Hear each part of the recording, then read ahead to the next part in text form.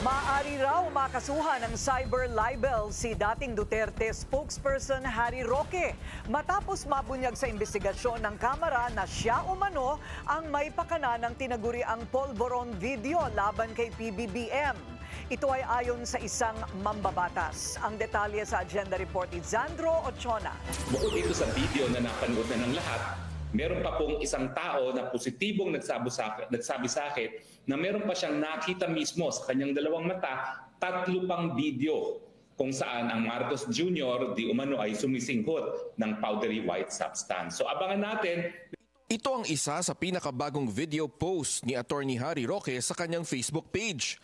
At ayon nga sa kanya ay may mga inaabangan pang video na kahalintulad ng sinasabing polvoron video na kasamang iniimbestigahan na sa Kamara at sinasabing peke ng isa sa mga naimbitahang social media influencers.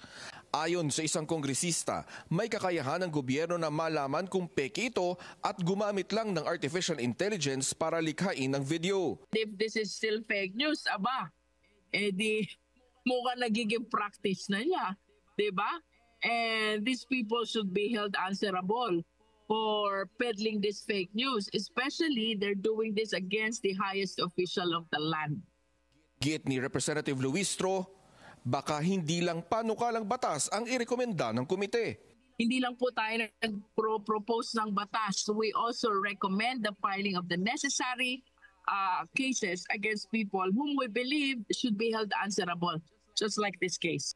Walang maliwanag, may cyber libel dyan, no?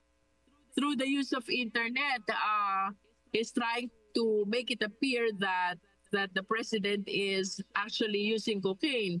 Ipinaliwanag din ni Luistro na hindi political persecution ang kinakaharap ni Roque sa bansa, bagay na malayo nang harapin ni dating Senador Laila de Lima ang mga kasong isinampa laban sa kanya.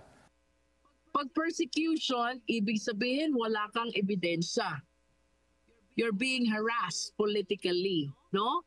But as you can see, doon sa investigation ng Quadcom, we have evidence.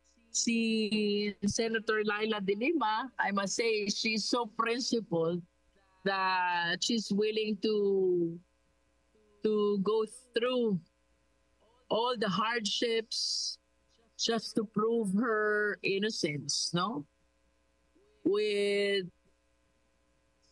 Attorney Harry Roque, he maintains that what is happening is part of persecution, and that is why he refused to come back to the Philippines, no?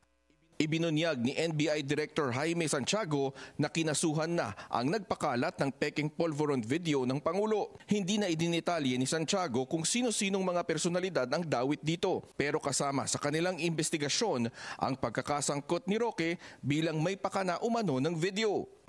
Hindi pa matiyak kung kailan ang susunod na pagdinig ng House Tricom kaugnay sa misinformation.